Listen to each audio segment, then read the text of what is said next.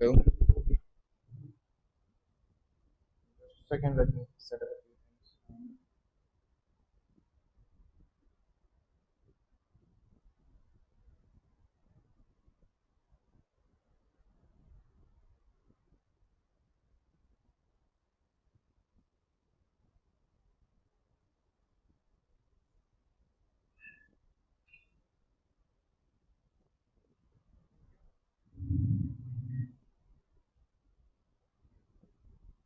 Yep, so I hope I'm audible.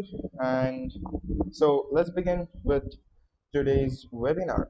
So I'll introduce myself first. I am Akshat Mohite, astronaut in training with International Institute of Astronautical Science and the president of National Space Society, USA Mumbai chapter.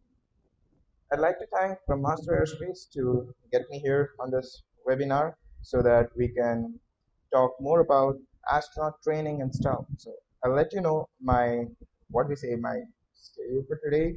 So it's like, firstly, we'll be talking on the vision and mission of NASA, specifically Johnson Space Center, because that is a center which deals with astronaut training and purposes. Next, we move on to astronaut training and mentality, the skills which you need to become an astronaut. And lastly, we go on to basic presentation on my project, Project Possum, where I'm a scientist astronaut candidate, and a few things related to hypoxia and G-force training and stuff and stuff. So, without wasting any time, let's begin. And I hope I'm audible. So, if I am, just type in yes in the chat.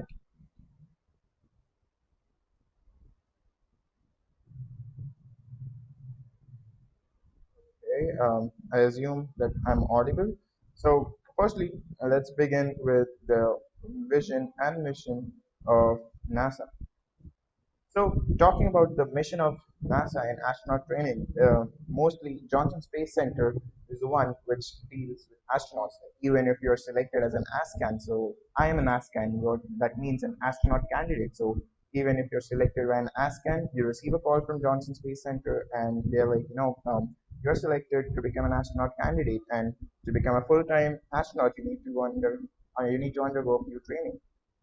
So, talking about the mission, um, we um, NASA has always been developing new technologies to fly up in space. So after STS, we are just behind other developing technologies. Then SpaceX is one which is also behind this. Next comes the Crew Exploration Vehicle, which took place of shuttle program. Then the ISS, we've been continually behind upgrading ISS, adding new modules to it, like the Soyuz capsule and stuff and stuff. So this is a picture wherein you can actually see the Artemis program on the bottom left photograph, and there's the Sunflower Telescope, which you can see. So basically, we are developing a balanced overall program of science exploration and aeronautic consistency with redirection of human spaceflight program. And as we all know, like NASA has been really great in human spaceflight program, as they were the first one to step on the moon, and now they're heading back to moon. The next mission is establishing a lunar return program that we call the mission Artemis, having maximum possible utility for later missions to Mars and beyond. So on the right photograph, you can see the orbit insertion, and above that you have a sample collection on Mars. Then you can see the moon with the satellite, and below it is the Artemis photograph, which was picturized by a 14-year-old guy in America. Education programs. NASA has always been developing new educational programs and grants for students, which is the reason they develop around $250 million every year to motivate students to teach them about aerospace industry and giving them internships and a lot of things. But mostly those are limited to US citizens. But if you're not a US citizen, there are still opportunities that are available for you, about which I'll talk in the later slide. Then comes the educator astronaut program. So selected applicants become a fully qualified permanent member of NASA Astronaut Corps. So it's basically you share your ideas on the next generation explorers, and if you're really successful in creating a revolutionary idea, you get to train as an astronaut, and you can be a full-time astronaut as well. Then comes the education program. Like I said, there are a few programs which you can apply for even without being a US citizen. For example, space settlement design competition. So when I stepped into aerospace industry, my first project was the space settlement design competition. And yeah, of course, it was in 2018 mostly. And yeah, I had won it. Next comes NASA Explorer School, which is limited to US citizens. Then the Digital Learning Network. You have many resources available on NASA.gov, which you can use to learn. Then the Texas Aerospace Scholars Program, you can apply for it. And the Jason Project, out of which maybe three were limited to US citizens, but the others were open to all. For more resources on what we say on educational resources or opportunities, if you want to check, you can just go on nasa.gov and you'll find the correct information that you want. Now coming on to the next presentation that we have, that is on astronaut training. So what do you mean by astronaut training? So I'm, I've listed down around 4 points on astronaut training, but there are around 138 tests and trainings that you need to undergo, out of which these four are for full-time astronauts once they have qualified as an astronaut. For example, the Space Vehicle Mock-up Facility. We have one Space Vehicle Mock-up Facility in Johnson Space Center. It is just to give a feel to the astronauts that how will they be behaving, or what's the the map, the layout of the spacecraft they'll be in. So there's a life-size spacecraft in Johnson Space Center wherein these astronauts just wear their spacesuits or their flight suits, like the one I'm wearing right now, wear their flight suits and roam around in the space vehicle, like of course the mock-up of the space vehicle. Then next comes the KC-135. KC-135 is actually an aircraft that is known as Weightless Wonder Vomit Comet. So why do we use KC-135 is mostly to simulate anti-gravity, like microgravity, for like 20 to 25 seconds to train the astronauts the movements in microgravity.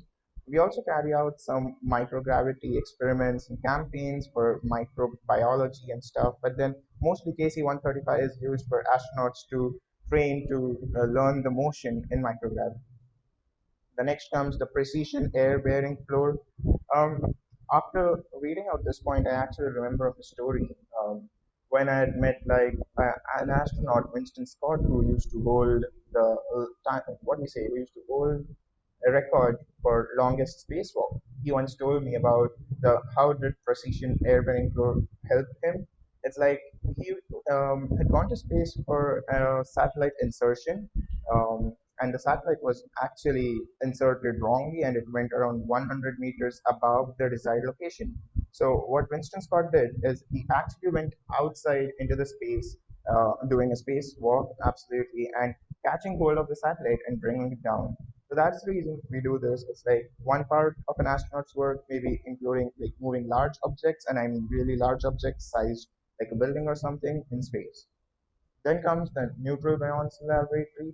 So again, this is like a swimming pool. I would say this is like a swimming pool in Johnson Space Center, maybe like 64 meters of depth. So this is to practice extravehicular activities or spacewalks. Like astronauts go underwater, they do their spacewalks, and there's a simulated International Space Station where these astronauts can actually repair stuff, use the few instruments, and many more. So it's just to learn how to move up there while deep space exploration. Once you're trained as an astronaut, it's there's a really low possibility that you actually go to space even after you're selected as an astronaut. So what you do is you work from the ground, like you work on Earth on simulations like Mars simulation, Hera, like MDRS, Mars Desert Research Station. So what we do here, I have recently applied to MDRS, wherein we just go and there are a few centers like the biology center, the botany center, the extravehicular activity center, and of course the pod for us to live in. So as you can see in the second picture on top right, so that's the building wherein we actually stay, and the right side to it is the botany center wherein you actually learn how could you try to farm on Mars. So you actually simulate the conditions on Mars, and then you try to cultivate plants or anything up there. And then of course we do spacewalks and stuff. So these simulations actually are real-time simulations. So like Mars and Earth has a transmission delay of around 15 minutes, like approximately 15 minutes, of course. So once you send a message from the MDR station to Jet Propulsion Laboratory or Ames Research Center, they maintain the 15 minutes of transmission delay, and you'll get the answer 15 minutes later. So that's how we try to maintain exactly the same condition as those would be on Mars. Then I would come to like five skills required to be an astronaut: communication, self-care, leadership, followership, team care, group living. So of course, communication. It's like before doing an action, you need to communicate what's your action. You need to discuss over the action so that all the team members know about it. Second comes self-care. Self-care means taking proper rest, working on perfect timings, and not overexerting, because astronaut is all about self-care. They need to take their care. Then comes leadership or followership. This is one of the most important points. So if you're like a captain or commander of the spaceship, you need to lead your teammates, or if you're a part of team, you need to follow the rules and regulations and the instructions given to you. Team care. Team care, it's like you need to respect each other's positions, responsibilities, and act as a family. And that's what is actually group living as well. Like you don't grow up together like friends, but then you need to behave like you guys know each other since long, because you're gonna be up there in space, stranded all alone in a group of three, and it's only you. So you need to have really great communication and group living skills. So once I'm done with this thing, I'd rather go to a basic presentation. As we have kept this seminar for 30 minutes, so I'd like to quickly go through this. So the basic question which I receive like most of the time is like how to get into NASA or any other space agency. So there's no kind of hack or like just shortcut to get into NASA or ISRO or European Space Agency. It requires these five things to get into this specific space organization. The most important is the citizenship. So if you're a citizen of India, you can apply for ISRO. If you're an American citizen, you can join NASA. If you're an European citizen, you can join ESA, and likewise. Next comes qualifications. Of course, like many times people just mail me regarding what course should I take up, or like what should I study, where should I study to become an astronaut. So I would just recommend one thing. If you're a bachelor student, take up mechanical engineering or aerospace engineering if you can. Um, and if you're a master student, then rather just go for astronautical engineering or aeronautical engineering, and that's how you'll be perfectly qualified to get in as an astronaut. Researchers. So what do I mean by researchers is you need to have research papers published. Like today, my age is 18, but like I have around seven research papers published and two patents on my name. So that's how you actually work out to get your name about. Like you want to fly with eagles and not with a pigeon. So you need to have something unique in yourself. Then comes creative thinking. By this point, I actually mean like space is a lot undiscovered. So you need to think creatively. So that way you can actually find out something which is not yet discovered and write up a research paper over it, prove it, and yeah, you're done. And lastly comes critical problem solving. So this, firstly, when I used to present this presentation, I used to just have like 4 points. But when I spoke with astronaut Winston Scott, he told me to add in the fifth point, that is critical problem solving. So, like the story I told you about the satellite, which was um, wrongly inserted into some other orbit, and he had to pull the satellite down to the desired location. So it was all related to critical problem solving on basic instances. Coming on to Project Possum, the first mission I entered in as a scientist astronaut candidate, Project Possum. So, what does Possum means? Possum is basically polar suborbital science in upper mesosphere. This might sound a lot technical, I know. Basically, this is a mission wherein we study the mesosphere and do noctilucent cloud tomography. So, what is tomography? Tomography is basically clicking pictures and photographs of a certain type of cloud, which we call noctilucent clouds, because they're really white in color and you can't see through. So, this is mostly important in re-entry of space vehicles. So, if your space vehicle is entering back into the atmosphere of Earth, and once it's in the mesosphere, you can't actually have a look or have a view at the spacecraft when it is near the noctilucent clouds. And that's what we do. We go up there, like, of course, we don't touch the mesosphere with those normal kind of jets, but then we try to attain such heights that we can actually use the red cam and click pictures of mesosphere and study how these are created and how can the problem be tackled. So that's basically my mission. This is the mission patch. It's written Boston. So yeah, then comes hypoxia. To be an astronaut, there are not only four tests that you need to give. Like I told, there are more than 100 tests that you need to pass, and hypoxia is one of them. So in hypoxia, you're actually put inside a chamber, a pressurized chamber, and it takes you at an altitude of 25,000 feet, of course, by altering the pressure inside the chamber, and it checks the oxygen supply in your body. And in the right picture, in the second picture, you can see my certification of SAMI, which certifies me, for my hypoxia training and aviation psych physiology training. The hypoxia is a condition in which body or a region of the body is deprived of adequate oxygen supply at tissue level at an altitude of 25,000 feet or above. So my oxygen level at 20,000 or 25,000 feet was like 91%, which was really, really good. And that's the reason I got this license from SAMI. Okay, a quick question. So, here on the slide, you can see layers of atmosphere, and the red line is the temperature line. So, you can see as we go up into space, the temperature decreases. It increases in the stratosphere and it decreases in the mesosphere.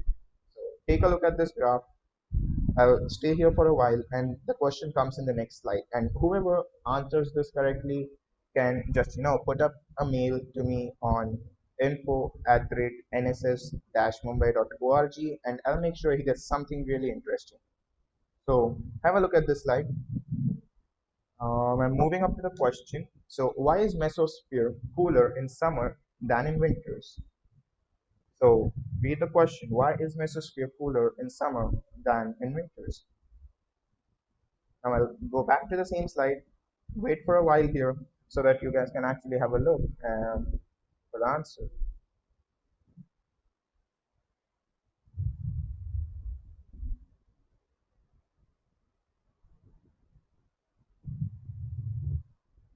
I think this is enough. Like,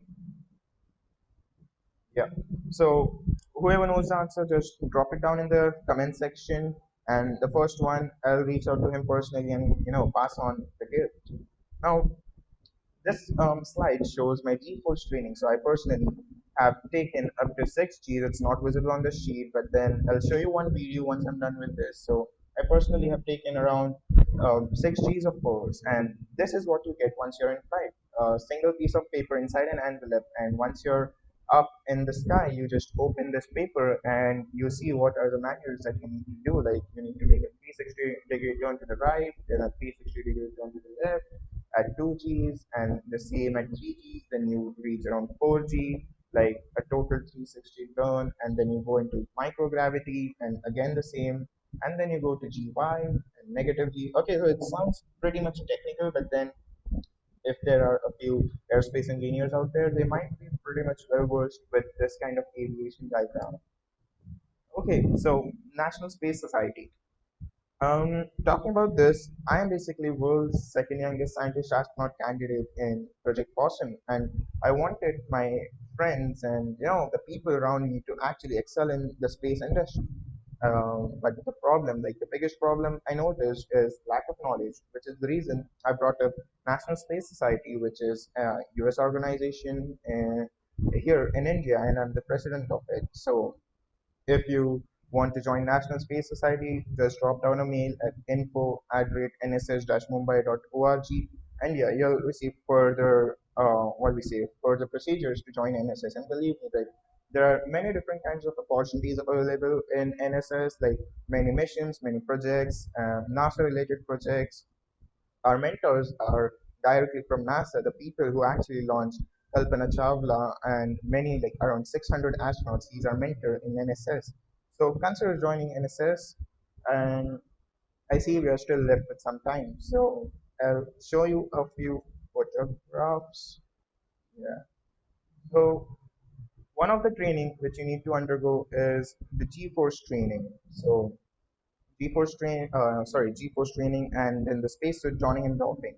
So this is when you're actually put inside an actual spacesuit, and you need to showcase how you move. And if you see the inside the mask, there's a yellow colored thing. It's actually the ear stabilizer because of the pressure change inside the spacesuit. Sometimes your ear starts popping, and you need to start using this to get it stabilized.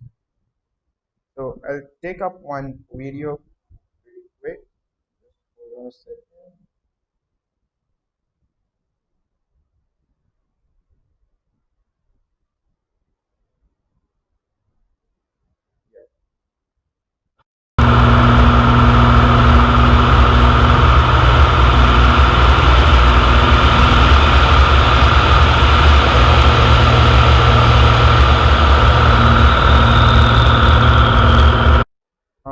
I'm not sure if you guys can actually see the video, so let's just skip that for a while.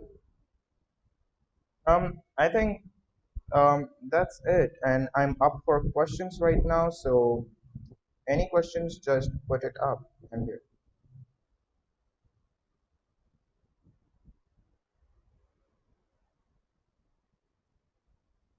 Is that a simulator? No, I don't know what you're talking about. But then if it was the MDRS mission you're talking about, then yeah, MDRS is basically a simulator. Any other questions? Just drop them down in the stream chat. And okay, please repeat the email ID. It is info@nss-mumbai.org.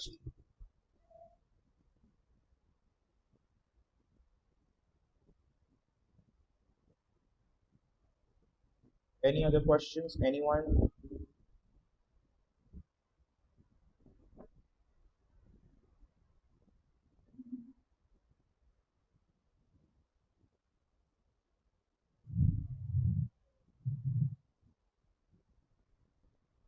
Kindly share the email ID. Okay, like from Master Airspace people will share the email ID with you.